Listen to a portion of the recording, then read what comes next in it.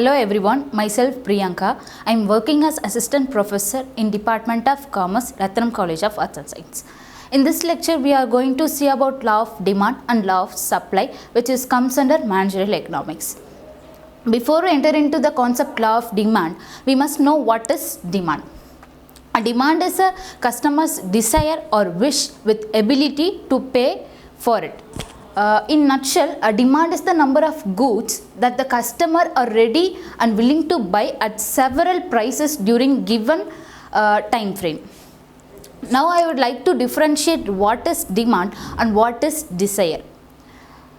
If a person belongs to lower middle class family and he wants to buy a new Audi car, then it is known as desire or wish. Why? Because he doesn't have enough money to pay for it. He don't have ability to pay that particular product. If he has enough money, then it is known as demand. The other one is if a person belongs to rich family and he wants to buy a new Audi car, means it is called as demand. Why? Because he have enough money and he is ready to buy that particular product. That is why it is called as demand. Now we are moving to law of demand. Law of demand is initially stated by Augustine Cournot in 1838. Later it was refined and elaborated by Alfred Marshall. In this law of demand, he has stated that there is an inverse relationship between price and quantity demanded for a particular product. The law of demand says the quantity demanded increase with a fall in price and diminishes with a rise in price. In nutshell, if the price of product increases, the price quantity demanded for that particular product will decline. The same way, vice versa, the price of a particular product declining, the quantity demanded for that particular product will increase. Next. So we have two conditions to declare something as demand. One is willingness to buy and another one is ability to pay. If a person wants to buy something, he must willing to buy that particular product and he must have enough money to pay for that particular product. That is called as ability to pay. Law of demand has some assumptions. In these assumptions, we have main point, that is ceteris paribus. Ceteris paribus is nothing but other things remaining constant or the same. Here the other things are income of the customer, taste and preference of the customer, price of competitive goods, price of other goods, and price of other goods. The first point is income of the consumer. If income of customer or consumer changes, automatically his desire or wish will also change. The taste and preference are the only factor which determine the demand for product.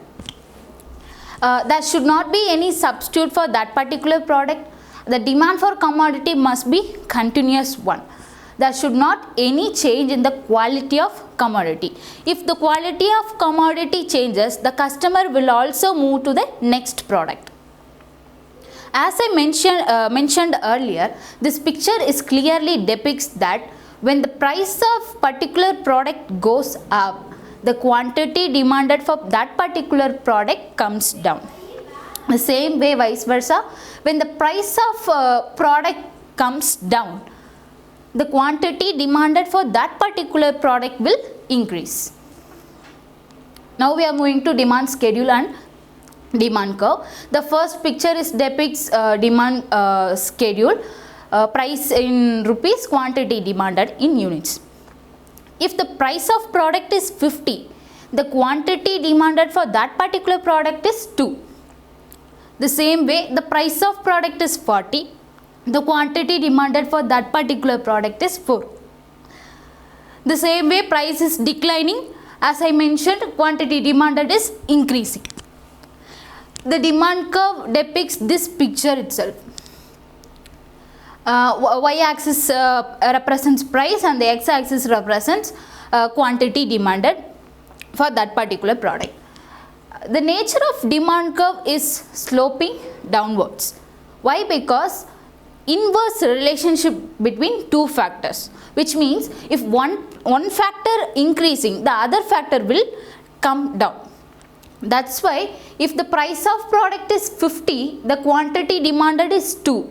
If the price of product comes down at 10, the quantity demanded for that particular product at 10. So the curve is sloping downwards. Law of demand has some limitation. The main factor is ceteris paribus, which means the income or taste and preference will not remain constant all the time to all the customers. The next point is shortage of goods, which is called as scarcity of goods. If some product is in scarcity stage, customers will buy that product.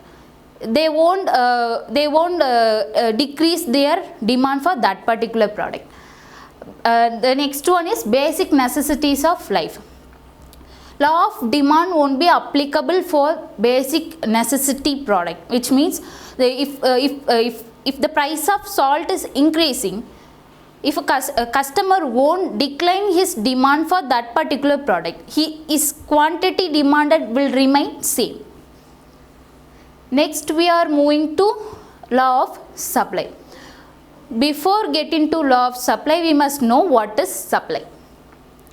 Supply refers to the quantity of commodity which producer or seller ready to market or ready to produce. Next. So law of demand is nothing but if there is an increase in price of particular product, the supply of that particular product will also increase. So there is a direct relationship between price of product and the quantity supplied in the market. Next, supply curve. The nature of supply curve is sloping upwards. Why? Because the relationship between price and quantity supplied is direct, and if the price of product is increasing, means the quantity demanded for that particular product will also increase. If the price of product decreasing, means quantity demanded for that particular product will also decline. The same way the supply curve is sloping upwards.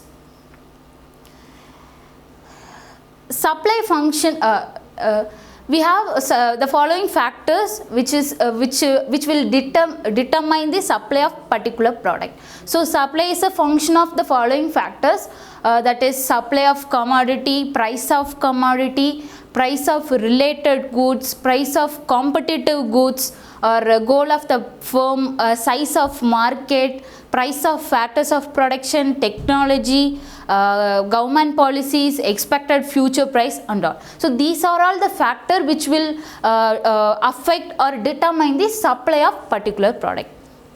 Finally, I would like to conclude this lecture with nutshell of what I have mentioned in the earlier slides. First one is law of demand, and another one is law of supply. These two law stated by Alfred Marshall in two ways. One is from buyer side and the other one is seller side.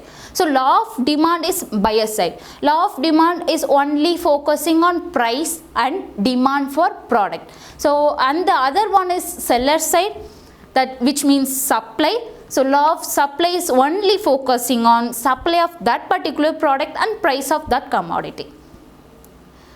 And then we have exception to the law of demand and law of supply. The same limitation will applicable for law of supply also. And